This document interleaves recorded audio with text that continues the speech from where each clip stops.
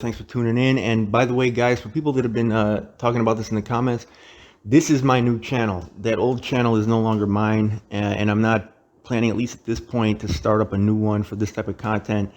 I've taken over this channel now. So this is now Windy City Report. That's why I changed the name.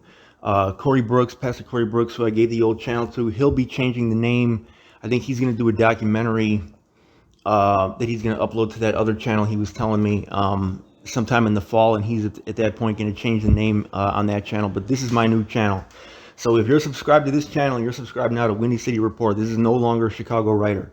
Okay, so let me just get that straight. And one other thing is that, I'm going to eventually trying to move most of my content to Spotify. So I'm going to upload things to Spotify here and there until, everybody kind of finds out about that. And eventually I want to move everything over to that platform, but that'll be gradual because I know people catch on, video by video. But anyways, man, we had a really tragic situation. And this is something that I've spoken on before. There's a high school on the south side called Urban Prep. And this is a place where, like I've said before, as a former substitute teacher in the Chicago public high schools, in a lot of the schools, there's a lot of peer pressure to kind of not be focused academically. And if you are focused academically, in a lot of times I've seen kids get made fun of, mocked. And at that age, that's a very powerful influence on somebody's life, like mockery and disrespect from their peers. So it's not an environment that I recommend at all the schools for certain people. And if you want to know which schools are like that, you can look up online the graduation rates for some of these schools. And that'll basically tell you everything you need to know. I wouldn't send my child to a high school that has a graduation rate below like 90%. And there's quite a high number of high schools in the city that have graduation rates for the guys below 40%. Okay, so that's not a school you want to send your kid anywhere near.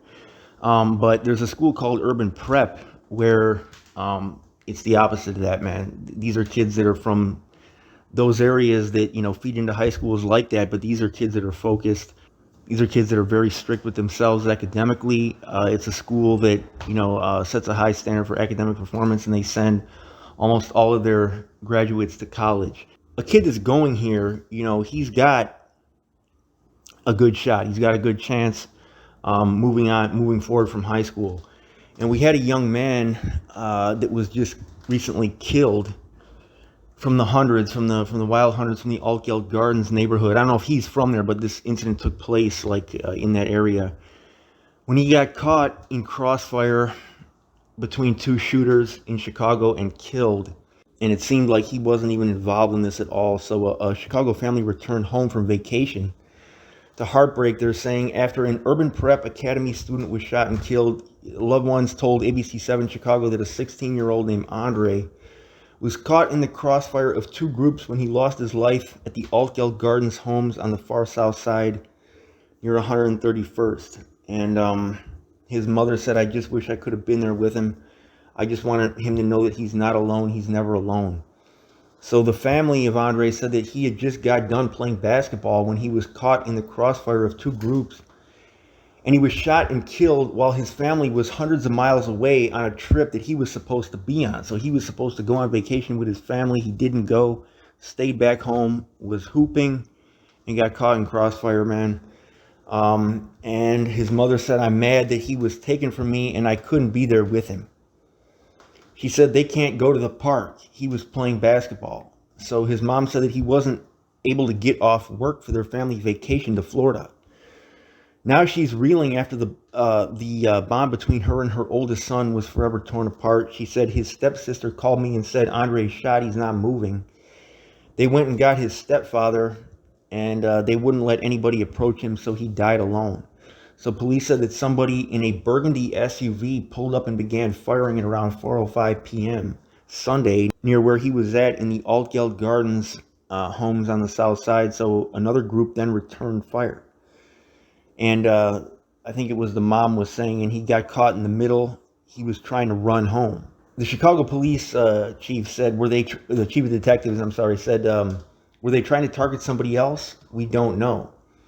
This is Brendan Denahan. He said the people who obviously returned fire at the SUV are not cooperating. We don't have them identified, so it's an open and active homicide investigation with a lot of work to do. So this seems like possibly another Hydea Pendleton situation. Innocent person caught, and there are possible answers that could lead to an arrest, but they're hidden within this community that residents say is hurting itself from the inside out.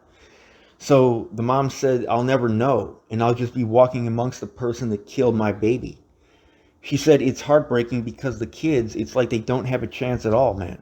That's according to Altgeld Gardens community member, who I won't name, but they said that they don't have a chance at all. It's like they're in a bowl and it's slowly filling up and nobody's doing anything about it. So the family said Monday that they were on their way to identify his body at the medical examiner's office. It doesn't appear that he was the intended target, although you never know. You never know. I don't know. I don't know if he was the intended target or not. I don't know who the shooters were, but other guys were returning fire. He was trying to get out of the way, and he was hit. So this is the second time, I think. There was another urban prep student killed, but he was actually the intended target, but that was over on the east side, like a couple years ago. But this one, man, rest in peace to this 16-year-old. And shout out to everybody over at Urban Prep. Keep doing your thing. Keep studying hard. Stay in those books. Because, you don't want to have to live in a situation where your kids are growing up around this. So this is going to Urban Prep, going to college after that, getting a good job. That's a way to, get your kids out of this situation. Because, man, it's just, it's a heartbreaking, especially when somebody who's not, involved in that life, didn't choose this, didn't sign up for this, gets caught like that. He had a job too. That's why he had to stay home. And it just seemed like he was doing everything right. And then, his life was taken from him because when you're around that, Altgeld Gardens is really hot. That's a really hot area over there. And personally, like I've mentioned before in a bunch of videos, but I keep saying it over and over again in case somebody, hasn't heard, is that you can get something in a sweet area for cheap if you're willing to if you're willing to downsize. And that's tough. That's something that's very tough to do as far as living situation. But if you're willing to, go for a much smaller place and, and live in a cramped situation, you can have safety. Okay. I talked to some of these moms on Facebook, especially you go on Legal Help Firm's page and you see they post all the homicide victims, and you see these women that live in these areas commenting all the time, talking about you can't go anywhere, you can't get away from the violence, Chicago's dangerous and everywhere. That's not true. You go to the far northwest side, okay, Edison Park, Saguenash, Portage Park. It's sweet, man. It's sweet. Irving Park. These areas are sweet. Super sweet. It's like living out in, you hear guys get killed now and then, but it's not the round-the-clock constant drama that you get, in the hundreds in Garfield Park in Inglewood. It's not like that. And for people to think that, well, they're not going to let me up there because it's too racially segregated, that's not true either. There's people all races in these neighborhoods. It's majority white and Latino, but there's black folks up there, there's Asians, you're going to see everybody. You're going to see everybody up there, man. So, but you got to be willing to take a loss in space. You're not going to for the same money, you're not going to get a house in that neighborhood. You're going to get, probably a cramped apartment. For me, that's worth it. Safety, you can't put a price tag on that. You know what I'm saying? That's just an invaluable asset. When you're talking about where you're going to live at. If you've got kids, the only reason I can think of to live in the hood like that, where there's constant shootings and crossfire deaths and everything, is if you're a community activist and you've got to live there to, help the community out. But if I got kids, I'm not living there, man. No way. I'm not having them around that, period. Everybody, when you see a report, I'm out.